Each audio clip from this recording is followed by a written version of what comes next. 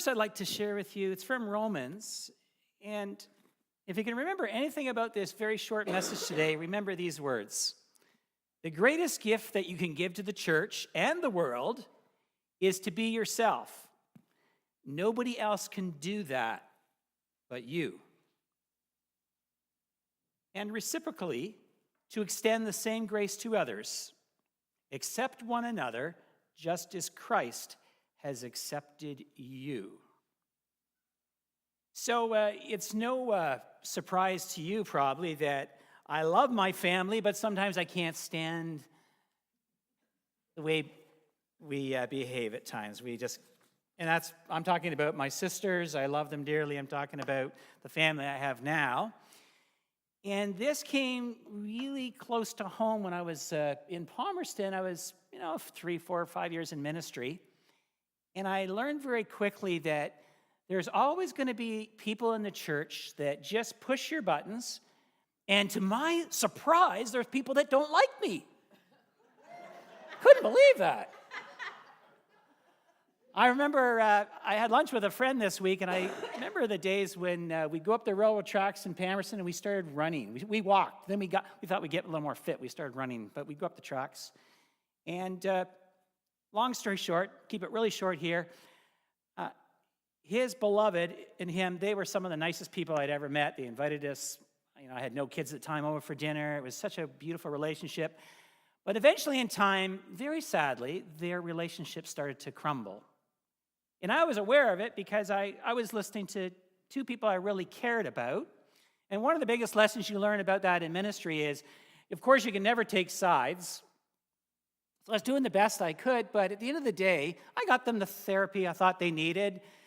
But at the end of the day, the marriage parted. Well, I was judged a failure as a minister in his beloved's eyes. So much so that she would sit in the front pew and she'd cross her arms and stare me down. And some days she'd come up to me and she goes, "You don't really believe what you're saying, I know." And the truth of the matter about this beloved soul is I had to live with this on a pretty regular basis in a small town. And I remember laughing and saying to her, before everything went bad, this was all paid for. She paid my way on a train to go to Kingston because she thought she wanted me there for her aunt's funeral. And I did her funeral in Kingston. It was all taken care of. I went. So we're talking about a pretty close relationship. And I remember one of the most hurtful things she said to me when her marriage collapsed and she blamed me. She had to blame. She said, and I'll never forget these words, and I laugh when I say it to you now. She said to me, "John, you are good with the dead, but you're lousy with the living."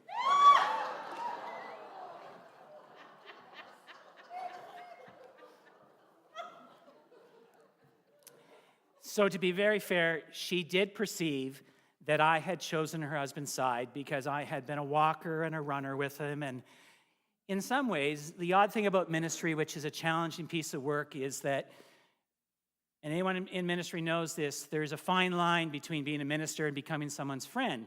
And the minute you think you've become their friend, you're really not their minister. You better find them a minister, right? So I had to really watch that. But I'm telling you this story because the body of Christ is made up of all of us. And sometimes we drive each other crazy. A funny Presbyterian friend borrows a professor of psychology's perspective too. He says, you have to always remember in every society, everywhere you go, there's a certain percentage, I'm not going to give you that percentage, of people who are just a little bit crazy too. You have to remember that. And sometimes it's the clergy. So the body of Christ is a strange, mysterious, incredible part of this world.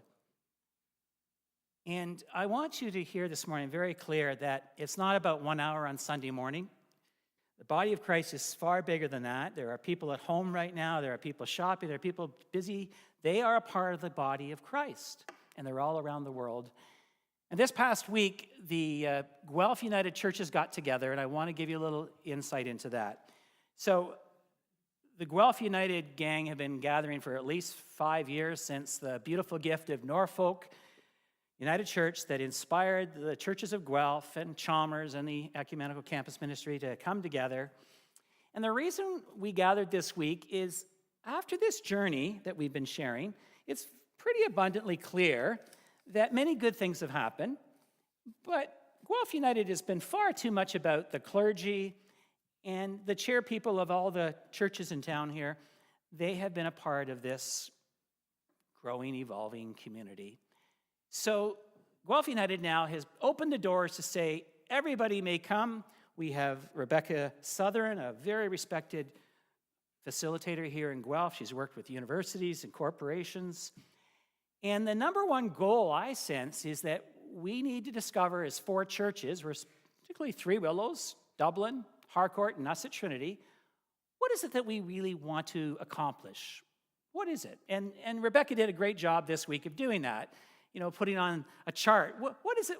Where are we trying to get here? And a couple of insights I want to share with you. First of all, I thought, we were told to bring maybe some key people from the church. Nobody was really excluded. Anybody could come. I didn't really call anybody up and say, come, but I think we had about 6 from Trinity. I was a little surprised. There was 12 from all the other churches. It was at Harcourt, and it was delightful, and I'm not saying, you all have to come next month, but there will be probably an evening date so people who work can come because we were a Tuesday afternoon. But we are committed for the next 4 months to gather. But here's a few observations from our time together. Number 1, we were 2.5 hours in circle groups. We started the first hour, we were just with Trinity people, and then we started to mix it up. And Trinity people, like all of us there, were asked by this facilitator, if you were to describe your congregation, I call it the body of Christ, but in these 3 ways, which one best describes you? So one you could pick a slow death. You could pick that category. You could pick trying to revitalize, which was a very popular category, let me tell you. Or you could choose radical change. And of all the congregations in town, I would say that Three Willows, that faces a lot of challenges, both financially and just challenges in probably mostly financial. They're such a great ministry in their communities.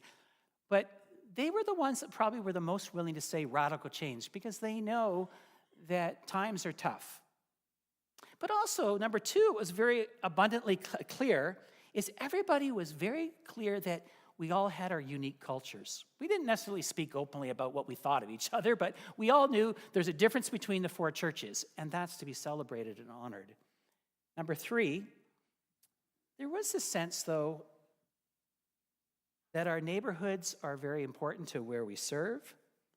But I would give it again to Three Willows. Three Willows went as far as to say, as much as we love our building, we know that we are more than a building. We are a people first. Which then I finally will lead you to share. And I want to commend David Chesney here, because David was in the group, and I think, David, you maybe kicked this off, but David, you had enough courage. In our group, you said to the whole group, there was like 60 people there, I don't really know who you are.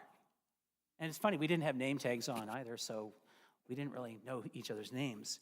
And that opened a really interesting conversation that I felt really deepened. And the conversation went like this. How are we supposed to imagine working together and growing our church or growing our presence in the United Church in Guelph, or welcoming more young people or more people into our churches, and we're going to work together so we're not competing. We're not, one part of the body competing with the other. How are we going to do that unless we know each other better? Guy in my group from one of the churches said, I think we should have a golf tournament. Somebody else said, I think we should have a potluck supper. And it started to roll. So I end it with this. As we're going to listen to the ministries here in our church. The facilitator sent us home with homework, and any of you are welcome to join in on this. And she said, I think it's time that all of you consider visiting another church. I don't care if it's United Church or wherever you go to another church, learn what's working well, what's not working well. Number 2, she said, I think you could really spend a little bit of time going to somebody else's program or crossing each other's, the invisible lines we have between the churches. So here I tell you a funny story. My colleague and friend at Dublin, Reverend Dixon Bruce, calls me up on Friday. At the beginning of January, I was reflecting with him about New Year's goals, and he's been saying for several years, you know, I really like doing Bible studies. I really like adult ed, but I never find time to do it. There's always meetings at the church. I'm always busy. And so as a friend, I just said to him, you know, it's time to do what you love. Find your passion. He calls up and he says, listening to my homework this week, number one, I want to offer a reflective adult education group. It's on a book called Skeptics. And he said, but I want to come and offer it at Trinity in March, Wednesday nights probably. Is that okay? I said, well, I'll check the calendar and I'll check with Trinity, but I suspect it will be okay. And he said, do you want to know why I'm coming to Trinity? I said, why? He said, I know that the only way I'm going to get Dublin people to come over to Trinity is probably I have to go over there, and then a few of them will follow me over. And then what's going to happen is we're going to have a few little Dublin people get to know a few little Trinity people on a Wednesday night. I said, that sounds like a great idea. So friends, remember we are the body of Christ.